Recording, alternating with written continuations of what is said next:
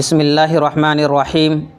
شرعی اعتبار سے تو نکاح دو گواہوں کی موجودگی میں ایجاب و قبول سے منعقد ہو جاتا ہے، لیکن ایجاب و قبول سے پہلے ایک خطبہ دینا سنت ہے۔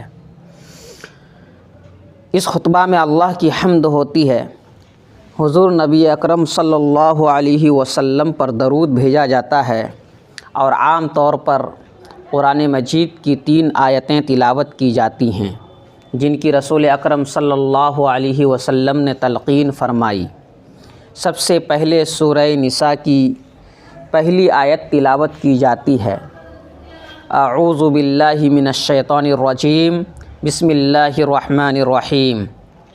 یا ایھا الناس اتقوا ربکم الذی خلقکم من نفس واحدہ وخلق منها زوجها وبث منهما رجالا كثيرا ونساء واتقوا الله الذي تساءلون به والأرحام ان الله كان عليكم رقيبا۔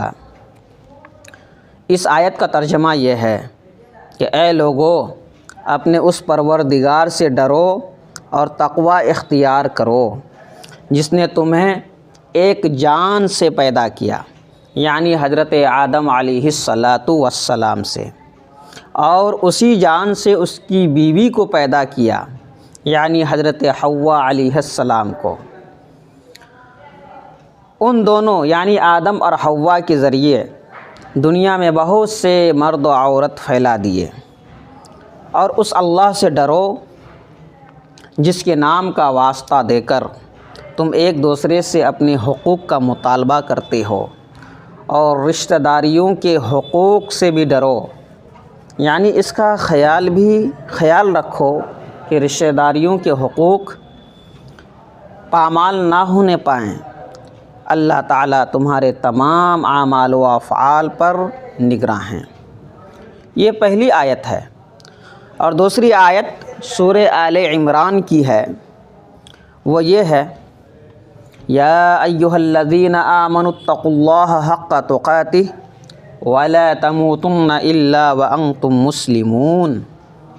اے ایمان والو، اللہ سے ڈرو جیسا کہ اس سے ڈرنے کا حق ہے، اور تم نہ مرو، یعنی موت نہ آئے مگر اس حالت میں کہ تم اللہ تعالیٰ کے فرما بردار ہو۔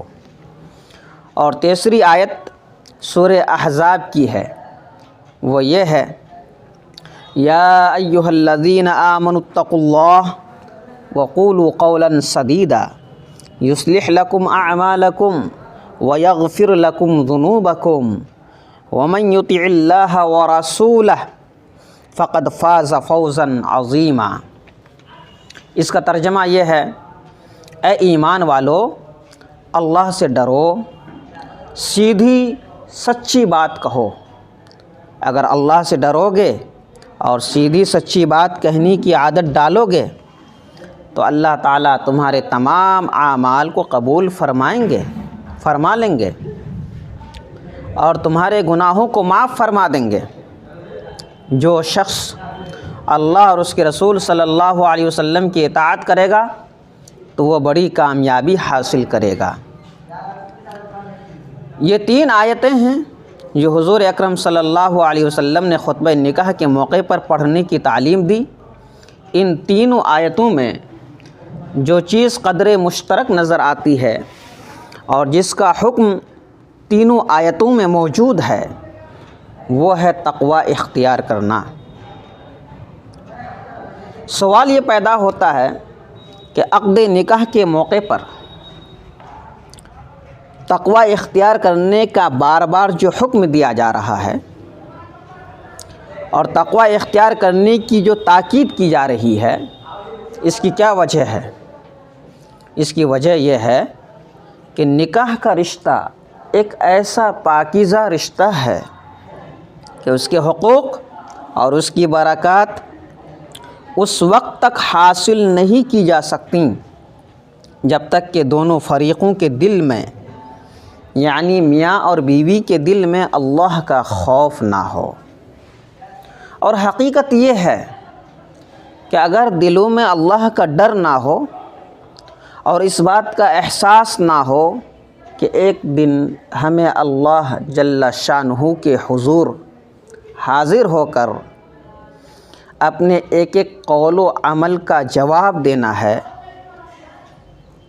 تو اس وقت تک صحیح معنی میں ایک شخص دوسرے شخص کا حق ادا نہیں کر سکتا۔ نہ شوہر بیوی کا حق ادا کر سکتا ہے، نہ بیوی شوہر کا حق ادا کر سکتی ہے، نہ ایک رشتہ دار دوسرے رشتہ دار کا حق ادا کر سکتا ہے، اور نہ ایک دوست دوسرے دوست کا حق ادا کر سکتا ہے۔ یہ حق ادا کرنے کا واحد راستہ یہی ہے کہ دلوں میں اللہ کا خوف ہو اور دلوں میں اللہ تعالیٰ کے سامنے حاضر ہو کر جواب دہی کا احساس ہو، ورنہ صرف قانون اور عدالتوں کے ذریعے حقوق نہیں دلائے جا سکتے۔ اللہ تعالیٰ اس سچائی اور حقیقت کو ہمیں صحیح طور پر سمجھنے کی توفیق عطا فرمائے۔ والسلام علیکم ورحمۃ اللہ۔